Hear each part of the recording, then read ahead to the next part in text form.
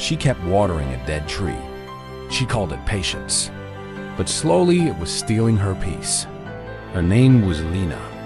Lina was a kind woman with a loyal heart. When she loved something, she did not leave easily. In her small garden, there was an old tree. Years ago, Lina had planted that tree on the same day she opened her small flower shop. But the shop failed, the promise broke, and the person she trusted walked away when life became difficult. Only the tree remained. To Lina, the tree was not only a tree, it was a memory.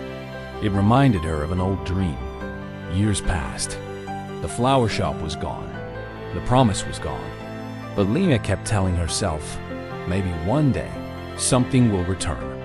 Then the tree also began to change. The leaves fell.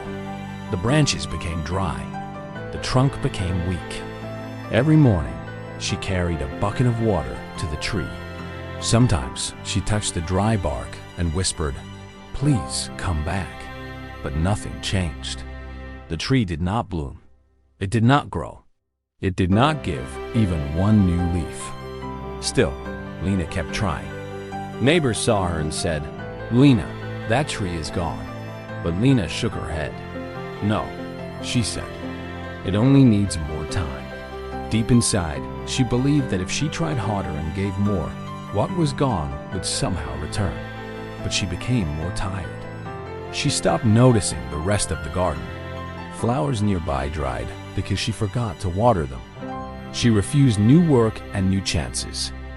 One afternoon, a wise old gardener named Master Nuru passed by. He stopped and watched quietly. Lina was kneeling beside the tree. Master Nuru said gently, "My daughter, how long have you been watering this tree?" Lina whispered, "Many months." "Not yet." The old gardener said, "Patience is beautiful, but forcing is painful. Patience gives life time to grow. Forcing gives your life away." Those words hurt Lina because they sounded true. But she was not ready. The next morning, she watered it again. Then one night, a strong storm came. The sky grew dark. The wind shook the village. Rain fell heavily. When morning came, she ran into the garden. Her heart broke. The old tree had fallen. Its dry trunk was split open. Lina fell to her knees and cried, "It is over." Why was it still not enough? Master Nuru came and stood beside her. Master Nuru shook his head. "No, letting go is not always failure. Sometimes letting go is wisdom. Look carefully. There, beside the broken roots, were tiny green seedlings.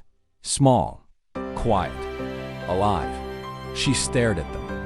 "I never saw them," she whispered. Master Nuru nodded. "They were growing while you were busy watering what had already died. Effort must be placed where life still exists." Lina felt release. The next day, she cleared the broken branches. She saved a piece of the wood as a memory, but stopped living inside it. She began caring for the seedlings. She watered them gently. She protected them from harsh wind. She gave them space to grow. One day, a neighbor asked her to help arrange flowers. The old fear returned, but she looked at her young plants and said, "Yes." Master Nuru visited again. "You look different," he said. Lina smiled. "I stopped forcing what was gone and started caring for what was alive." Sometimes we call it loyalty, but it is really fear of letting go. Not everything can be healed by more effort. Peace begins when you stop forcing what is not meant for you. Look around. There may be something alive waiting for your care. Comment below. What is one thing you need to stop forcing? Subscribe to Meratic Tales for more stories. Stay calm, stay grateful.